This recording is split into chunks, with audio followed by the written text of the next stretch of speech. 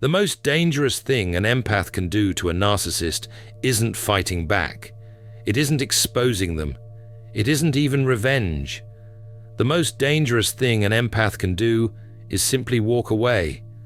When the empath who walked away becomes the narcissist's greatest lesson, Carl Jung discovered something terrifying. He called it a confrontation with the void. The narcissist doesn't just lose a relationship.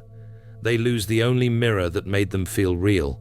Today, I'll show you exactly what happens when an empath stops feeding the dynamic, and why Jung said this psychological starvation creates a collapse so complete that the narcissist is forced to face the one thing they've spent their entire life running from.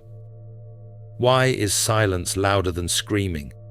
Why does the absence of reaction destroy the narcissist's reality more than any argument ever could? Because the empath held something the narcissist desperately needed, and when they take it away, the entire psychological structure comes crashing down. Jung observed a pattern in his clinical practice that made him realize empaths and narcissists weren't just incompatible personalities. They were locked in what he called an unconscious contract. The narcissist projects their shadow onto the empath, all the shame they can't face, all the insecurity they refuse to acknowledge, all the worthlessness they've buried so deep they've convinced themselves it doesn't exist. They take all of that darkness and they throw it onto the empath like a garbage dump. And here's what Jung discovered that changed everything. The empath absorbs it, not because they're weak, not because they're broken, but because their psychological makeup is designed to process emotional content that others can't handle. Jung called empaths the container, the emotional shock absorber of every system they enter. They take in the narcissist's projected shame and they carry it like it's their own burden. They apologize for things they didn't do. They feel guilty for crimes they didn't commit. They question their own reality because the narcissist's projections are so constant and so confident that the empath starts to believe maybe they really are the problem. But here's what the narcissist doesn't understand. Every time the empath defends themselves, every time they cry, every time they try to explain or argue or prove their innocence, they're actually feeding the dynamic. The narcissist needs that reaction. They rely on it like oxygen. Because when the empath responds, when they engage, when they show any emotional investment at all, they're validating the narcissist's existence. They're confirming that the narcissist has power, that the narcissist matters, that the narcissist can still affect someone's emotional state. And that's the only thing keeping the narcissist's fragile sense of self from completely disintegrating. Jung documented this pattern across dozens of cases. He saw empaths who had spent years, sometimes decades, serving as the narcissist's emotional dumping ground. They carried the weight of entire family systems on their backs. They absorbed their alcoholic parents' rage. They internalized their spouse's infidelity. They took responsibility for everyone else's dysfunction, while their own needs went completely ignored. And here's what made Jung's blood run cold. These empaths weren't just enduring this treatment, they were studying it. When Jung asked his empath patients to describe their relationships with narcissists, he expected to hear the scattered thoughts of damaged minds, confusion, self-doubt, the typical markers of psychological abuse. What he discovered instead was something that would revolutionize his understanding of empathic psychology. These patients hadn't been broken by the abuse. They had been documenting it with surgical precision. They knew exactly what triggered the narcissist's rage. They could predict the narcissist's behavior patterns weeks in advance. They had mapped out every insecurity, every fear, every weakness in the narcissist's psychological armor.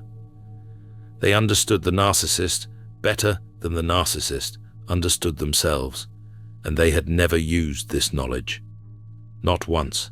They had simply collected it, stored it away in their minds like a war strategist studying enemy movements, waiting for something. Jung realized he wasn't treating victims. He was observing what he would later call psychological geniuses in hiding. But then something happens that changes everything. Jung called it the clarity event.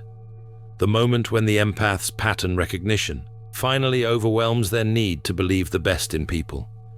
It usually comes after a betrayal so profound that it shatters the last remaining illusion the empath was clinging to. The narcissist cheats one more time. The narcissist lies about something so obvious that even the empath can't rationalize it away anymore. The narcissist crosses a line so severe that the empath's psychological immune system finally kicks in and says enough. This is the moment the narcissist has been dreading their entire life without even knowing it. Because what happens next isn't what anyone expects. Most people think empaths snap by becoming emotional. They assume the empath will cry, scream, beg for explanations, demand apologies. The narcissist is prepared for that. They've trained their whole life to handle emotional chaos. They know how to gaslight tears. They know how to twist anger into evidence of the empath's instability. Empaths aren't broken. They're alchemists in progress. The alchemist's path gives you drills, Jung-based boundaries, and 3 exclusive chapter videos to turn overwhelm into clarity. By Surreal Mind, 236-page downloadable ebook in stock. Begin now at thesurrealmind.com. They know how to use any emotional reaction as ammunition. What they're not prepared for is what actually happens. The empath becomes unnaturally calm. Jung described it as the moment the victim realizes they've been playing chess while everyone else thought it was checkers. The crying stops, the explaining stops, the defending stops. The empath doesn't argue anymore. They don't try to convince the narcissist of anything. They don't seek closure or understanding or apologies.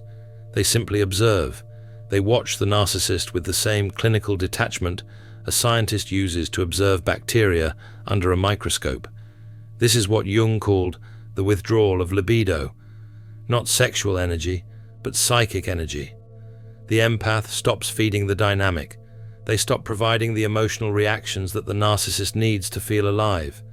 And when that happens, when the supply is cut off completely, the narcissist experiences something they've never felt before. Psychological starvation. Without the empath to carry their shadow, the narcissist is forced to carry it themselves. Without the empath's reactions to validate their existence, the narcissist starts to question whether they exist at all. Without the empath's attention to feed their sense of importance, the narcissist realizes they might actually be as empty as they've always feared. Jung documented a case study that illustrated this perfectly. He called her Anna, though that wasn't her real name. Anna had spent 12 years married to a man Jung would later identify as a malignant narcissist. For 12 years, she absorbed his projections. She apologized for his affairs. She blamed herself for his rage. She carried the shame of his failures while he took credit for her successes. Then one day, Anna discovered he had been lying about something so fundamental to their relationship that the illusion shattered completely. And in that moment, something inside her went cold. Not angry, not sad, just cold. She stopped arguing with him about his lies. She stopped trying to make him understand how his behavior affected her. She stopped crying when he raged. She stopped apologizing when he blamed her. She just watched him, and the narcissist, who had spent 12 years feeding on her emotional reactions, suddenly found himself facing something terrifying, a mirror that no longer reflected anything back. He tried everything to get a reaction from her. He confessed to more affairs, thinking jealousy would bring her back. Nothing. He accused her of terrible things, thinking she would defend herself. Silence. He promised to change, thinking hope would reignite her investment. She just looked at him like he was a stranger.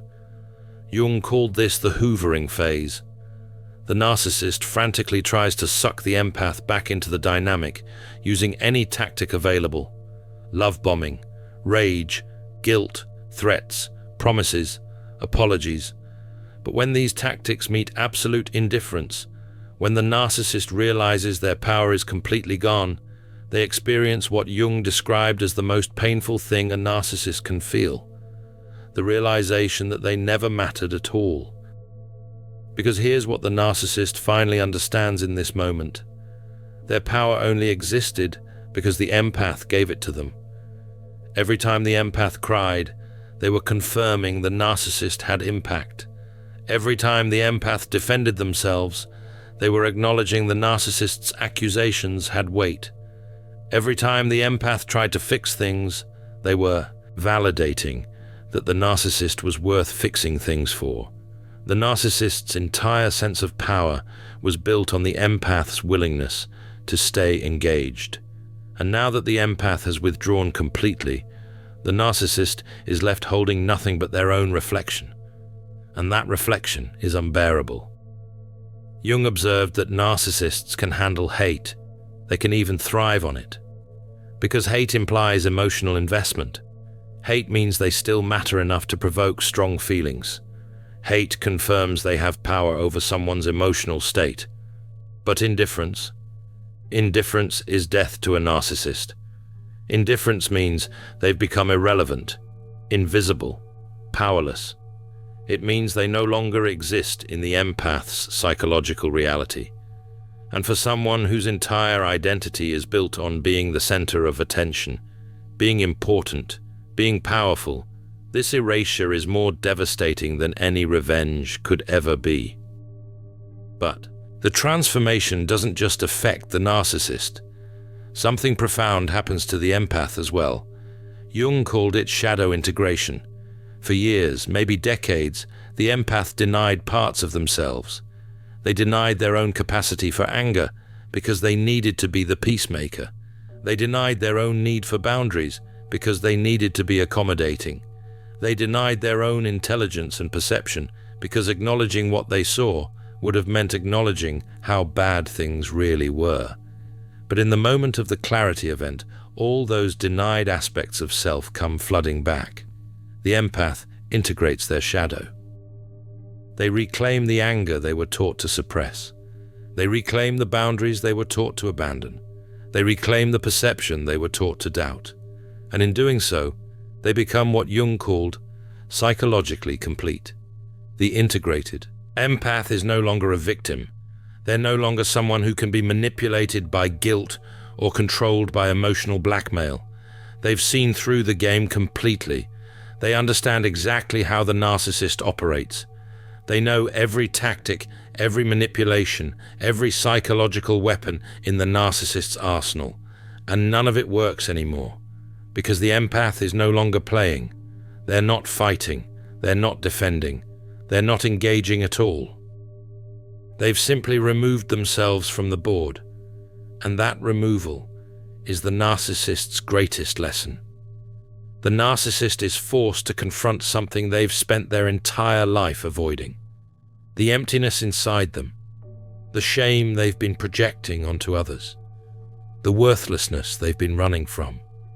Without the empath to serve as their emotional container, all of that psychological content comes flooding back to its rightful owner.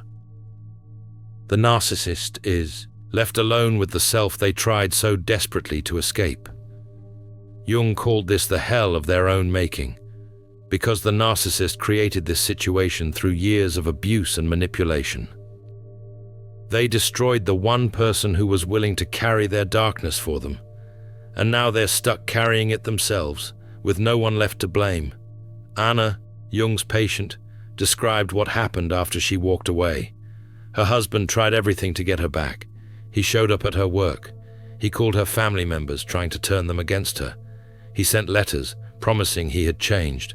He even threatened self-harm to guilt her into returning. And through all of it, Anna felt nothing.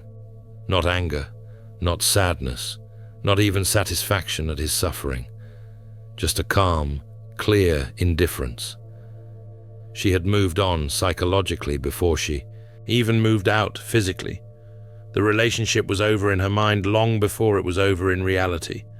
And that psychological departure is what made her departure so devastating to him, because he could feel that he no longer existed in her world. He had become irrelevant. Jung noticed something remarkable about empaths who successfully integrated their shadow and walked away from narcissistic relationships. They didn't become cold or closed off. They didn't lose their capacity for empathy or love. They became what he called selectively empathetic. They could still feel deeply. They could still connect authentically. They could still offer compassion and understanding. But now, they had something they never had before: discernment. They could recognize psychological predators within minutes of meeting them. They could sense manipulation before it fully formed. They could identify narcissistic patterns in their early stages and remove themselves before getting entangled.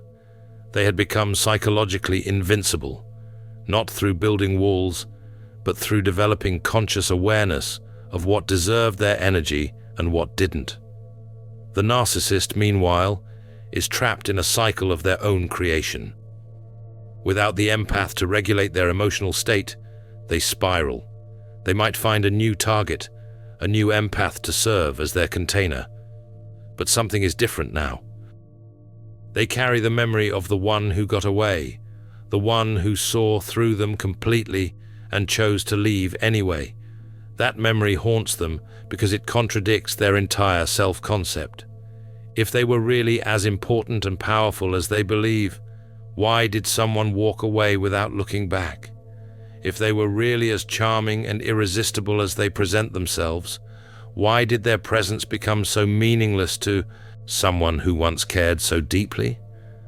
These questions eat away at the narcissist's carefully constructed false self, and the answers are too painful to acknowledge. Jung observed that some narcissists, when faced with this level of abandonment, experience what he called a narcissistic collapse. The false self crumbles completely. They can no longer maintain the illusion of grandiosity. They're forced to confront the emptiness they've been hiding from their entire lives.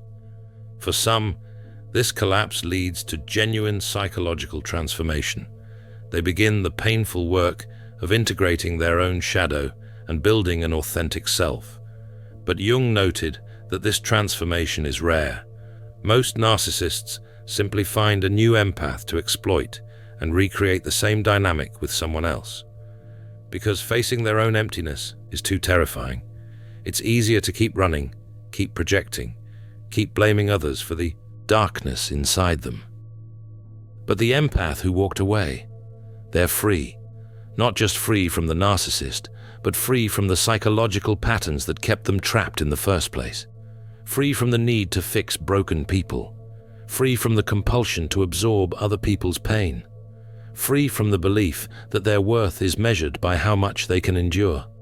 They've learned the most important lesson Jung believed anyone could learn: that walking away isn't about hurting the other person. It's about honoring yourself. It's about recognizing that some situations are designed to destroy you, and the only winning move is not to play. Jung saw this pattern as part of what he called the individuation process, the journey toward becoming your authentic self. For empaths trapped in narcissistic relationships, individuation requires something that feels impossible at first. It requires them to stop being who others need them to be and start being who they actually are. It requires them to stop carrying other people's shadows and start integrating their own. It requires them to stop seeking validation from people who are incapable of providing it and start validating themselves. And most importantly, it requires them to recognize that they deserve better than being someone's emotional dumping ground. The empath who successfully individuates doesn't need the narcissist to acknowledge the harm they caused. They don't need closure or apologies or explanations. They don't need the narcissist to change or grow or become a better person, because they've realized something profound. The narcissist's transformation isn't their responsibility. The narcissist's healing isn't their job. The narcissist's emotional regulation isn't their burden to carry. They can release all of that and walk away with a clear conscience because they tried everything they could while they were there. And now they're choosing themselves instead. This choice, this simple act of walking away and staying away, becomes the narcissist's greatest lesson, whether the narcissist learns from it or not. Because the lesson isn't something the empath teaches through words or actions. The lesson is written in the empath's absence, in their indifference, in their unwillingness to ever return to a dynamic that nearly destroyed them. The lesson says, you had someone who loved you unconditionally, and you destroyed that love through your choices. You had someone who carried your darkness, and you made that burden unbearable. You had someone who believed in you, and you proved them wrong, and now they're gone, and they're not coming back. And you have to live with the consequences of your own behavior. For the empath, walking away is the beginning of a new life, a life where they're no longer defined by how much pain they can absorb, a life where their boundaries are respected because they enforce them, a life where they choose people who add value instead of people who extract it, a life where their empathy is treated as the gift it is, not as a weakness to exploit. Jung believed this transformation represented one of the most beautiful aspects of human psychology, the capacity to learn from suffering, to extract wisdom from pain, to emerge from darkness stronger and clearer than before. The empath didn't lose when they walked away. They evolved. They transformed from an unconscious absorber of other people's pain into a conscious chooser of their own peace. They moved from being a victim of circumstance to being an architect of their own life. They stopped waiting for the narcissist to change and started changing themselves. And in that transformation, they became something the narcissist can never be: authentically powerful. Not power over others, but power over themselves. Not control through manipulation, but freedom through conscious choice. Jung's work with these patients revealed something he considered essential for anyone in a narcissistic relationship to understand. You cannot love someone into wholeness. You cannot sacrifice yourself into someone else's healing. You cannot carry another person's shadow indefinitely without losing yourself in the process. At some point, you have to choose. Do you stay and continue to be destroyed, or do you leave and reclaim your life? And if you choose to leave, you have to commit to that choice completely. No looking back. No hoping they'll change. No leaving the door open for them to return, because the narcissist will always try to return. Not because they love you, but because they need you. And there's a profound difference between being loved and being needed. The empath who walked away understands this difference now. They understand that the narcissist never loved them as a person. The narcissist loved what they provided: the emotional regulation, the validation, the container for their projected shame, the audience for their performance. But the actual person underneath all those functions, the narcissist never even saw them. And that realization, as painful as it is, becomes the key to freedom. Because once you understand you were never really seen, you stop waiting to be seen by that person. You stop contorting yourself, trying to be worthy of their attention. You stop believing that if you just try hard enough, or love purely enough, or sacrifice completely enough, they'll finally recognize your value. You accept that they're not capable of that recognition, and you walk away to find people who are. This is the ultimate revenge, though revenge isn't the right word because the empath isn't trying to hurt the narcissist. The ultimate consequence is a life lived well without them, a life where the empath thrives instead of merely survives, a life where the empath's gifts are appreciated instead of exploited, a life where the empath finally receives the same quality of love and care they've been giving to others their entire lives. That life, that transformation, that peace is what Jung called individuation, and it's available to anyone willing to do the work of walking away and staying away. The narcissist, left behind, faces a choice of their own. They can continue the pattern with someone new, recreating the same dynamic until they die alone and empty. Or they can use the empath's absence as the wake-up call Jung believed it could be. The moment where they're forced to look at themselves honestly for the first time in their lives. The moment where they have to acknowledge the destruction they've caused. The moment where they have to choose between continuing to run from their own shadow or finally turning around and facing it. Some narcissists make that choice, most don't, but either way, it's no longer the empath's concern, because the empath has already moved on to bigger and better things.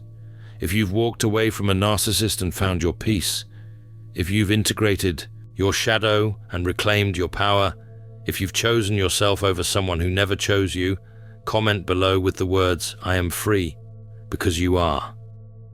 You're free from the cycle, free from the dysfunction, free from the burden of carrying someone else's darkness. And that freedom, that hard-won, consciously chosen freedom, is the most valuable thing you'll ever possess. Jung spent his life studying the human psyche, and he concluded that the greatest achievement any person can accomplish is becoming who they truly are. The empath who walks away and never looks back has achieved exactly that. They've become themselves, fully, authentically, powerfully, and no narcissist can ever take that away from them again. Subscribe for more insights into Jung's psychology and the transformation that's possible when you finally choose yourself. Because the empath who walked away doesn't just survive, they thrive, and their thriving is the narcissist's greatest lesson, the lesson that says you can't destroy someone who's learned to honor themselves. You can't control someone who's learned to trust their own perception. You can't manipulate someone who's learned to value their own peace over anyone else's approval. The empath evolved, the narcissist stayed stuck, and that's exactly how this story was always meant to end. In The Alchemist's Path, perception training for empaths, you'll turn overwhelm into wisdom with practical drills, Jung-inspired boundaries, and step-by-step perception training. This guide includes 3 exclusive chapter videos to deepen each lesson. Written by Surreal Mind, 236 pages, beautifully designed 8.5 by 11 downloadable ebook, in stock now. Start your training today. Feel deeply while thinking clearly. Get The Alchemist's Path at thesurrealmind.com. Thanks for watching. See you in the next dimension.